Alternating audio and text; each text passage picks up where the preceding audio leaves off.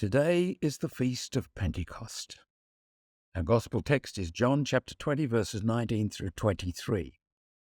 We find the disciples huddled together fearfully in a locked room. Their fear is understandable, given what they've witnessed in the last days. Jesus comes amongst them. He addresses their fear with the traditional greeting, peace. Peace be with you. He says it twice. Peace be with you. Notwithstanding their fear, Jesus then sends them out. Go to that world beyond the locked doors. As the Father sent me, I'm sending you.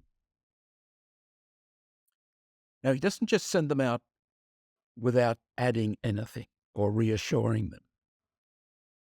He says, the Holy Spirit is with you. Receive the Holy Spirit.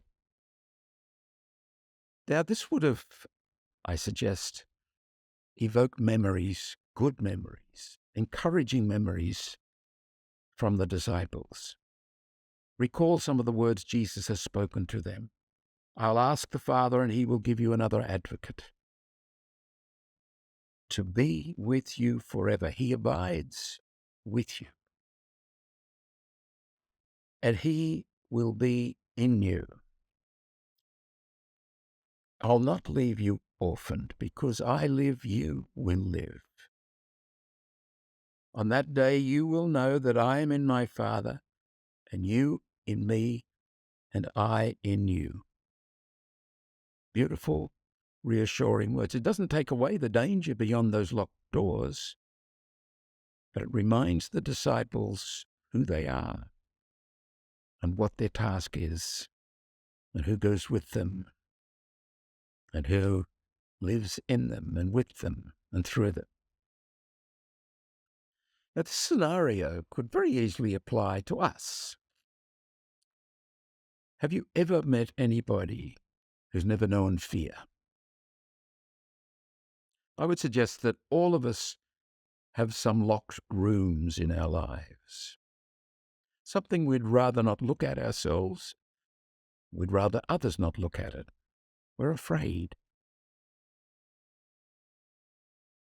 Sadly, unacknowledged, unaddressed fear can give birth to some rather destructive reactions, moodiness, depression, defensive, argumentative behaviors, even physical violence.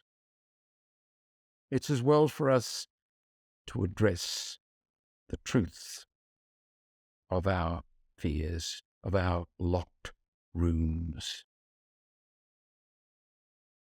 Listen to Jesus' message, the peace that he brings, but also listen to what's going on in your life, in your experience. Listen to the truth of it. Jesus comes to us all disguised as the truth. The truth is everywhere. The truth in our fear contains the opportunity for an encounter with Jesus. And he's already told us the truth will set you free. Here's a little exercise you might try. Learn the art of open questioning. Questions you ask but don't answer. You might ask a question like, what am I feeling now? Don't answer it, just listen. Face what emerges. Pay attention in a non-judgmental way. Promote an internal conversation with repeated open questioning that is non-judgmental, that allows your spirit and the Holy Spirit to work together for your freedom. The most oft-repeated sentiment in the Bible is there's no need to be afraid.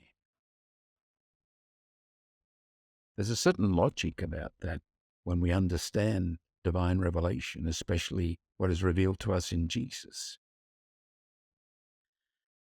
John tells us in his first letter, God is love. And those who abide in love abide in God, and God abides in them, and there's no fear in love,